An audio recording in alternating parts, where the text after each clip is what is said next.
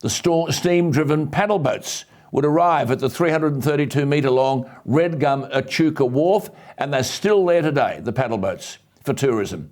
But Echuca is being smashed. And extraordinary efforts are being made to save up to 2,000 houses from the second and most dangerous wave of floodwater to hit this beautiful Murray River tourist destination. Echuca's Martin Street has been transformed from a cul-de-sac where you could walk onto farmland into a swamp. Properties close to the river show watermarks of up to 1 metre on their walls. But people young and old have come from everywhere.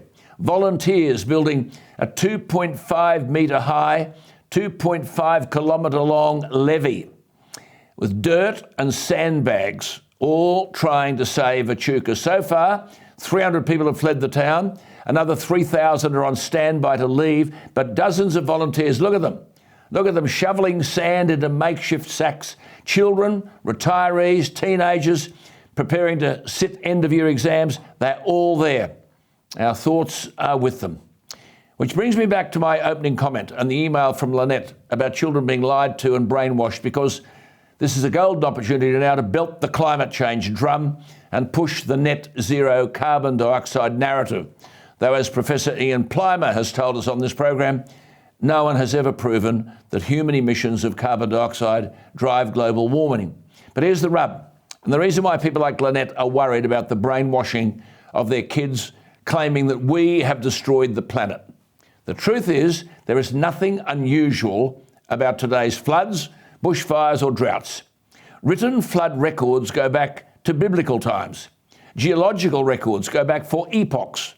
Population growth means more people are affected by weather extremes, but there is no evidence that floods and droughts are getting worse.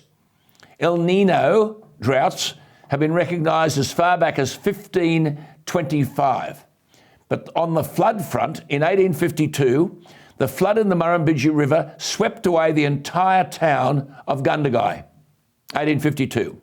In the 1893 La Nina, the Bremer River, Ipswich is on the Bremer River in Queensland, the flood destroyed the entire Victoria Bridge and the Indooroopilly Bridge in Brisbane. In 1916, in Clermont, nearly 1,000 kilometres northwest of Brisbane, 60 people were killed when a flash flood destroyed the whole township. 1916. 2022 is another La Nina year. We're entitled to expect big floods.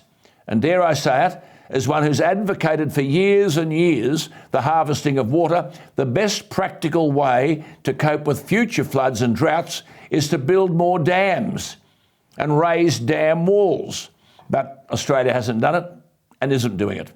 And now the ALP Green government is ensuring even worse outcomes by damaging food and electricity production with net zero nonsense.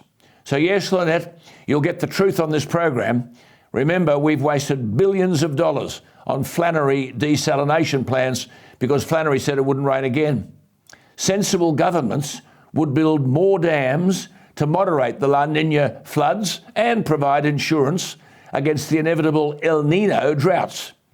Future generations won't forgive our ideological obsessions. But in government today, common sense is replaced by nonsense.